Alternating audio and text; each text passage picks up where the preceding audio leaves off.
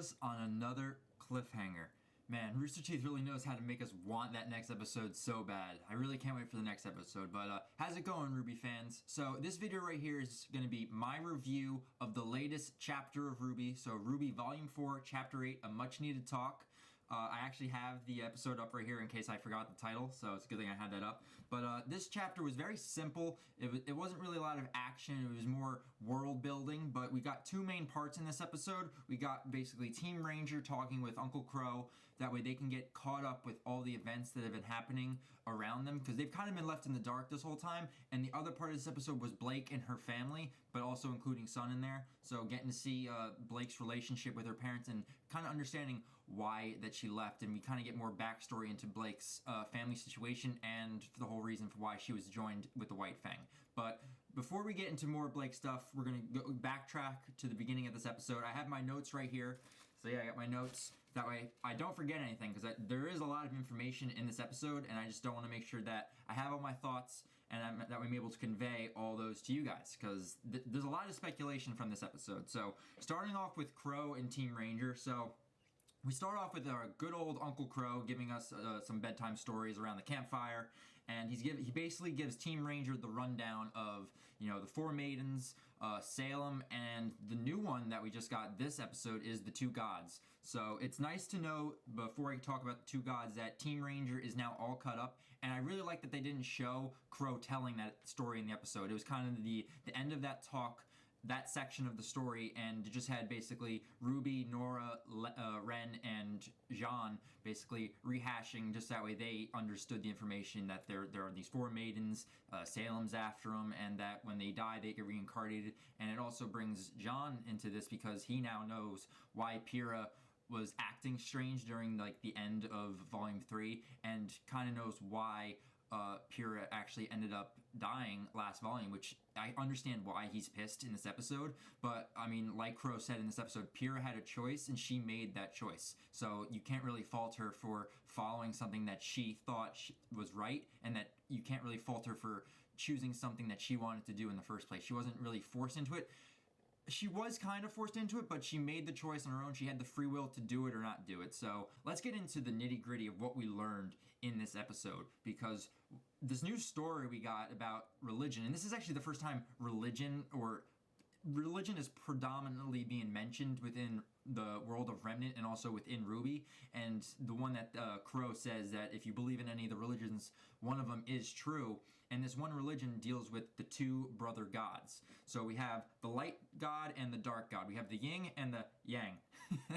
We have the yin and yang god, basically. We have the creator and the destroyer. So we have the creator god who, during the day, would create life. He would bring life to the world. He'd bring water and creation. And then at night, while he was asleep, his brother would come in and be like, "Man, what are you creating over here? This is shit." And it was basically, he would destroy all of creation. So you had this back and forth of constant creation and constant destruction. And we also learned in this episode is how the Grimm basically got created. And the Grimm were created by the destroyer god. That was his ultimate creation until his older brother had enough with all the destruction and mayhem, and they finally came together and decided to create something that they both could be proud of. And this is where humanity comes in. And this is very similar to God and the devil in a way. Christianity, God created man, but in this case you have to where basically the light god and the dark god came together and created man, where man was basically that combination of the two. It had a light side and a dark side. We could create, but we also could destroy. And they bring that up in this episode. So they created man, and they also Qrow actually ends up mentioning the Four Relics. Now, the relics have been brought up in a previous episode with Salem. Salem, as we know, is after one of these relics at Beacon. And we don't know what this relic is. We don't know what it looks like. We can speculate on what this relic might be, but for right now, we kind of know as much as Team Ranger does right now. But we do note that there are four relics, and as Qrow mentioned, these relics are the embodiment of the four things that ended up creating man, and that be knowledge, creation, destruction, and choice. So you have the knowledge, you have the brains, you have the power to learn, you have the power to create. So like humans can reproduce, but we can create other things like buildings and food and agriculture. You can do all this sorts of stuff, but we also bring destruction. Destruction being war or famine, or just hostility and violence. And then the choice whether to be the person that creates or loves life, or to be that person that kind of is destructive and just wants mayhem, where you can see how Tyrion, just bringing him up real quick, you can kind of see where he lies in all this. He's more on that destruction side, and the choice to basically go down that darker path where he follows his goddess Salem. So these four relics that's kind of the I see that as the overall plot of RWBY right now. So as RWBY has gone on from volumes 1 through 3, we've kind of learned, they want to become huntresses, they want to go out into the world, they want to basically fight off the evil that is the Grimm. But as volume 3 has shown us, there's this bigger evil at foot right now with Salem, and to see that she is the ringleader and overall ruler of the Grimm, and that her end goal is to get all four maidens, as we know. She wants to have the power of all four maidens, but also the power of all four relics. Now, it's very interesting that there seems to be a pattern of 4 also within this, so I wonder if there's a connection there also. But it's the overall plot seems to be, or the end game of RWBY, as I can see it right now, is looking after these 4 maidens and these 4 relics, and to stop Salem from collecting all 4 of these. That way she doesn't have overall control of the World of Remnant and doesn't have the possibility to choose whether this world lives or dies. So that is very interesting. And also, 4 schools for 4 relics. Like I said, there seems to be a pattern with 4 here, so it's very interesting to see this. So we just have to continue to watch as this volume unfolds and see what other knowledge Rooster Teeth drops on us, so that way we can learn more about the overall plot moving forward, and also the overall world of Remnant. So that's very cool. That's basically all I have to say about the Qrow campfire set. But now let's move into the Blake and her dad situation. So that was a very touching scene. We basically found out why Blake ran away, and we kind of learned more about her relationship with her parents and why it has been strained, and why she is currently going back home to repair that bridge that she kind of burned a while back. So that's very interesting to see. Her parents, as we know, they left the White Fang, and Blake basically called them cowards. She called them out on not standing up for the Faunus race, going back on what it is that they created, and not fighting back for equality. And a young Blake at that time basically saw her parents as lesser people, that like she said, they were cowards. And she ended up, going with Adam, doing all this stuff, and eventually finding out that what she did was wrong. And her parents, she thought they hated her.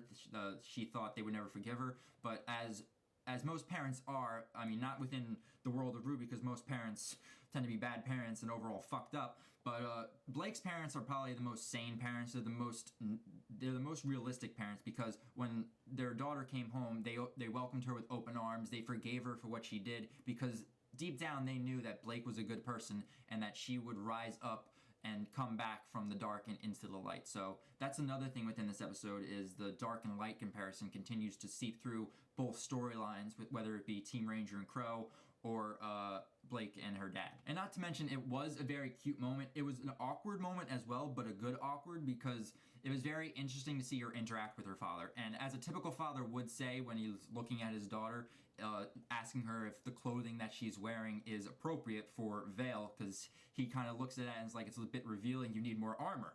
And if most people who play video games know that if you have a female character, it's kind of funny. The less armor you have, the more protective you are. So that's just a funny thing that I had while I was watching that episode. It's just a funny concept, and it made me laugh and chuckle while Blake's dad, Gira, I believe his name is Gira. Don't kill me if I got that wrong. I'm still trying to learn these parents' names, but it seems like he definitely cares for his daughter, and it's very nice to see them have that special moment, even though it only lasted very shortly, because we had Sun basically crash the party. He came in, and he is not winning any points with Blake's dad. As he says in the episode, he really doesn't like him, but I got a good laugh out of both Sun moments, with him crashing that special tender moment that the father and daughter are having, but also watching Blake slap the shit out of him for eavesdropping, which I thought was really, really funny. But as we tend to see within the end of the episode, the White Fang are spying on Blake and her family. So we have basically Blake and Sun running after this White Fang member, and I am wondering if this is going to correlate anywhere with the opening that we've had this volume, because in the opening we end up seeing Adam and Blake fighting in a very desolate area, kind of like a desert, and they kind of mentioned that there is this huge desert within Menagerie. So I'm wondering if that's the the future course of Blake, where she's going, if she's actually going to end up seeing Adam, and if they're going to have a confrontation within this desert. Overall, guys, that's the end of this mini review or discussion, so I hope you guys liked what I brought up in this review. The most part I'm really excited about is seeing where the Four Relics go. That's the overall story I think that Rooster Teeth is pushing right now, and I think that's been the overall story from the get-go. It's just been slow getting there. So I want to hear what you guys have to say. What did you guys think of this episode? Even though it was a very slower, it was a more relaxed episode, we still got a lot of information. So I want to know, what was your favorite moment from this episode? What's your favorite character out of this entire episode? What do you think is going to happen to Qrow? And where do you think Blake is going to end up chasing this White Fang member to? So leave your comments down below, and if you haven't caught my live reaction to this episode, it will be up shortly if it's not up already, so you guys can definitely catch that. And then if you want to stay up to date with the RWBY content I'm going to be putting on this channel, you can just subscribe to my channel and we can talk back and forth and just geek out over RWBY, because this show is fucking awesome. I love this show. So that's it for this video, guys, and until the next video, I'll see you guys later. Alright, see you guys.